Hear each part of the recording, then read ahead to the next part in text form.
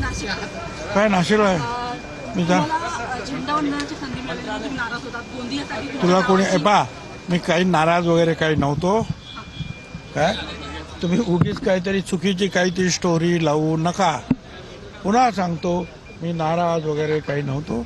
मी सांगितलं मला गोंदियाला जाणं शक्य नाही, त्यामुळे त्यांनी माननीय लोढा यांना गोंदियाला ते पाठवत आहेत. संपला विषय. अंबादास दानवे यांनी एक ट्विट केलेलं आहे, त्याच्यामध्ये मुलांच्या जे पोषक आहार आहे त्याच्यामध्ये कुठेतरी घोटाळा होताना पाहायला मिळतो. मुलांना जे शाळेमध्ये जो खिचडी मिळते आता तो तांदूळ आहे तो बाहेर देशात पाठवला जातो. मला नाही माहिती. रॅकेट असल्याचं त्यांनी ट्विट केलेलं आहे आणि तुम्हाला पत्र पाठवलेलं आहे.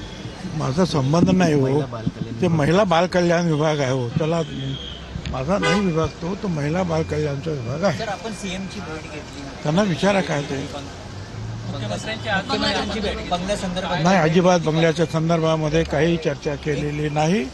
काय जसं मी तुम्हाला भेटतो किंवा तुम्ही मला भेटता तशी मी त्यांना भेटतो. आपल्याला जो बंगला दिलेला आहे त्या बंगल्यामध्ये अजूनही धनंजय मुंडे यांचं ठीक आहे ना, ते बघतील ते. आता आम्ही आमच्या पार्टीमध्ये आणि जे काय आहेत मुख्यमंत्री उपमुख्यमंत्री पाहतील ते. त्याच्यासाठी एवढं काय सिरियस होतं. बंगला रिकामा केल्यानंतर मग तुम्हाला त्रास होत आहे ना, तुम्हाला तुमच्या खासगी निवासस्थानी राहावं लागतंय, तिथून तुम्हाला ये जा करावी लागते. कारण की धनंजय मुंडे यांनी असं सांगितलं की बंगला न सोडण्याचं कारण की मुंबईमध्ये माझं घर नाही त्यामुळे. मात्र मुंबईमध्ये त्यांच्या गिरगाव चौपाटी या ठिकाणी त्यांचं स्वतःचं एक आलिशान घर पाहायला मिळतं. मग मी काय करू.